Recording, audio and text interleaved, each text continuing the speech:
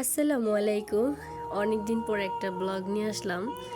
ব্লগটা একটু ইউনিক হবে কজ আজকে আমি মাখাবো মূলা, তাও আবার কাঁচা মূলা। চলেন, কিছু তেঁতুল নিলাম। আমার কাছে পাকা তেঁতুল নেই, যার কারণে আমি কাঁচা তেঁতুলটাই সিদ্ধ করে নিচ্ছি। এইবার আমি মূলাটা কেটে নেব। আমি আগের দিনই 2-3টা মূলা এনেছিলাম। তো এখন চলুন আমরা মূলগুলোকে কুচি কুচি করে ফেলি। কুচি কুচি করে ফেলবো। আপনারা বলতেছেন যে ধোবো না? হ্যাঁ, অবশ্যই ধোবো, টেনশন নিয়েন না। আধো ভাত তো আর কেউ খাবে না। মূলগুলো আগে কুচি কুচি করে নেই, অতপর আমরা অনেকক্ষণ ভিজিয়ে রাখবো। এখন কথা হচ্ছে, আমি না মূলো কাটতে পারি না। এর আগে যতবারই আমি মূলো মাখা খাইছি, ততবার কেউ না কেউ আমাকে মূলোগুলো কেটে দিছে। আমি কোনো কিছুই অনেক চিকন করে কাটতে পারি নাই। আর এই তেঁতুলগুলো ছিলানোর কাজ দিয়েছিলাম আমার লাডলি মেয়েকে, আমার মেয়েকে। তেঁতুলগুলোর যত মাংস ছিল সব তার পেটে চলে গেছে। আর যে কয়েকটা আটি ছিল, আমরা আটি দিয়ে আর কি মাখাইছি। শুকনো ঝাল নিয়েছি, আমরা নিয়েছি সরিষার তেল আর কিছু ধনিয়া পাতা নিয়েছি। তার কারণ মূলোর একটা গন্ধ থাকে, ওই গন্ধটা চলে যায়। তো এইখানে ভাবিকে অনেক রিকোয়েস্ট করে যে, ভাবি আজকের মতো একটু ক্যামেরাটা ধরো। ধনিয়া পাতা একটা ধোয়া দেওয়া ছিল, তারপরও আমি মূলোর মধ্যে দিয়েই ধুয়ে রাখতেছি আর একবার, কারণ ওই যে গন্ধটা চলে যায়।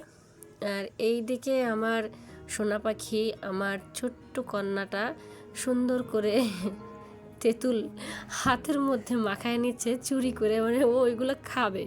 তো ওই চোর ধরে ফেলে সাথে সাথে তেঁতুলটা মূলার মধ্যে নিয়ে নিলাম। তো এখন সব কিছু মাখাবো। আসলে যদি পাকা তেঁতুল হয় তাহলে টেস্টটা অন্যরকম হয়, কাঁচা তেঁতুলের কারণে টেস্টটা অন্যরকম হয়েছে। দেখ, মাশাআল্লাহ সব কয়টা টেস্টই কিন্তু অনেক সুন্দর হয়েছে। তো এইখানে পাকা মেয়ে নিজেই তেঁতুল দেবে, নিজেই মাখানোর চেষ্টা করতেছিল। মানে এইখানেও সে তেঁতুল নিয়ে খাওয়ার চেষ্টা করতেছিল। তেঁতুল কিন্তু এখন পাশে ভয়েস দিচ্ছি, এখন পাশে বসে চুপো চুপো করতেছে। তো ফাইনালি আমরা মাখাবো। যাই হোক, আমাদের এইরকম যে ইউনিক একটা মাখা আপনারা কি কখনো খেয়েছেন? খেয়ে থাকলে অবশ্যই জানাবেন, আর না খেয়ে থাকলে মানে ট্রাই করবেন। এই শীতে মূলা মাখাটা রোদের ভিতরে বসে বিশেষ করে ট্রাই করবেন, দেখবেন সত্যি সত্যি মানে অসাধারণ একটা টেস্ট আসে আর অসাধারণ একটা ফ্লেভার আসে। বুঝতে পারবেন না, মানুষ মনে করে যে আমি কাঁচা মূলা খাবো না, আমি পাকা মূলা রান্নাই খাই না।